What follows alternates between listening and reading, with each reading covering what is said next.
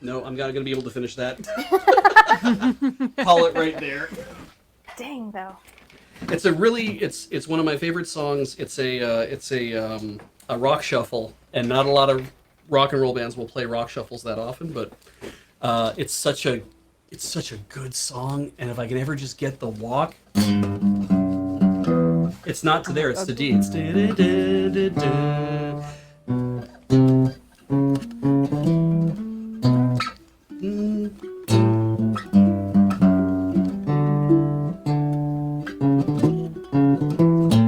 yeah, that's the walk.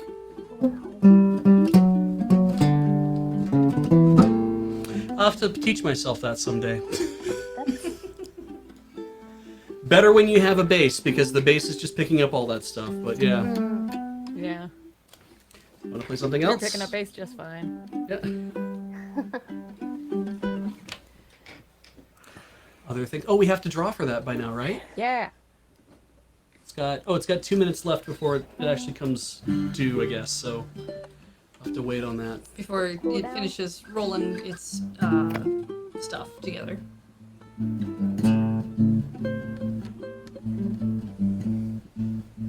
Well, Molly, if you have something else on your mind that you'd like to bust out for us, feel free. Let me see. Someone said that the Cap and Return song. I was just thinking. Okay, I wrote out the chords for the Cap'n songs because they've been on my mind. Yeah. And something I was noticing, if I could just rant for a moment. Yeah. Is the Arrival song is like it's an A, I think. There's a lot of both of them. The Return and the Departure songs they pivot around the E chord, which is how I know they were not written on ukulele. Right. Because E is singularly the worst ukulele chord. Right. It would be, what would it be? The equivalent of B, I guess, on guitar, right? Yeah, that's pretty same shape. bad. Yeah. Yeah. It's no good. Is it do you think they capoed it, or they just they tuned it up?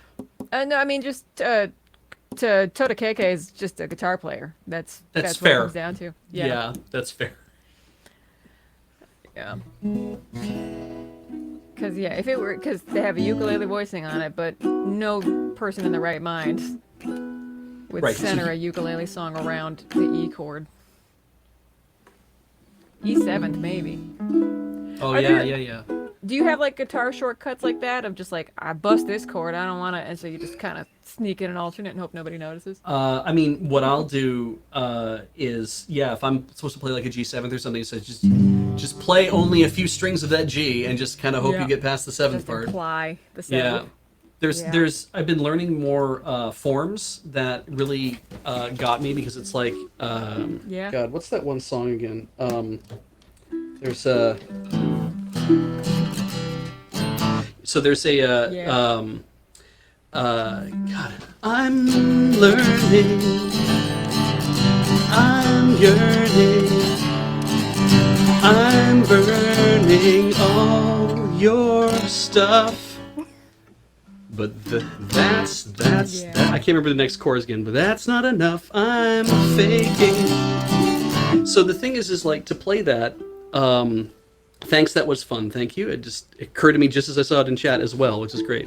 But the form for that is you cover the top two strings on the third fret, and you're just walking around E minor to C. Yeah. So E minor, C to D to G, and then you just put that F sharp on there to walk down. And I'm like, oh God, it's such a good. You just lock your hand in this position and you just do this stuff, and I'm like, oh man, I love that so much. Yeah. On Great. I think Joko Cruise 2 or something, I taught them how to play Something by the Beatles. Okay.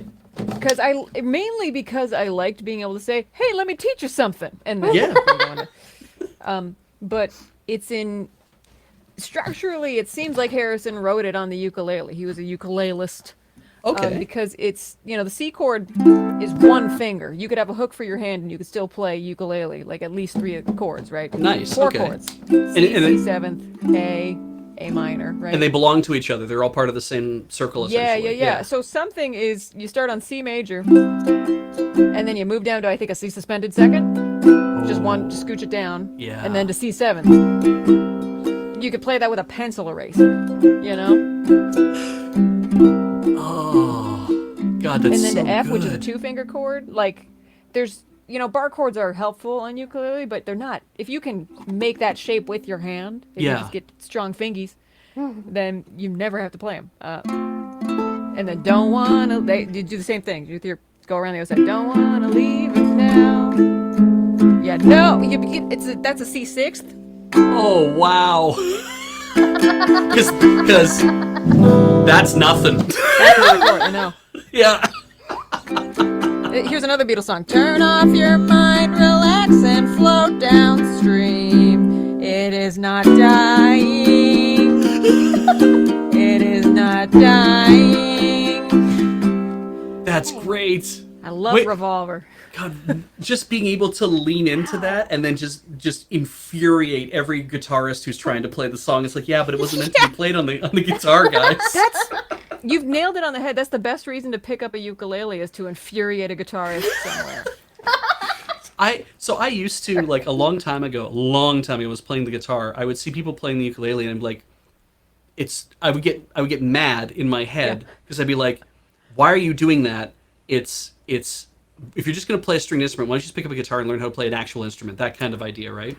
And then when I got my mandolin from my parents, which I believe is tuned the same way as the ukulele, I was like, oh, it's not A violin. a violin. Sorry, yeah. But I was just like, oh, it's not doing this kind of thing, less strings and all that. It's like it's not any easier. I'm telling you, having to push down 2 strings at the same time, you're doubling your effort on this tiny little thick neck. Yeah. It's tiny and it's thick at the same time. Yeah. And it just really felt like if you want it to sound good, it's like anything else. You have to practice. You have to know how to make it sound good. Yeah. And yeah, it changed my outlook like a lot when I realized it's like there's no reason to get mad at somebody for playing an instrument, any instrument, because it's like, oh well, it looks too easy. Yeah. It's like the auto harp. It's like the auto harp is not simple. No, it's really not. And there's an art to, you're not just clong over the whole chord. That'd be like using every key on the piano at the same time. Yeah. Yeah.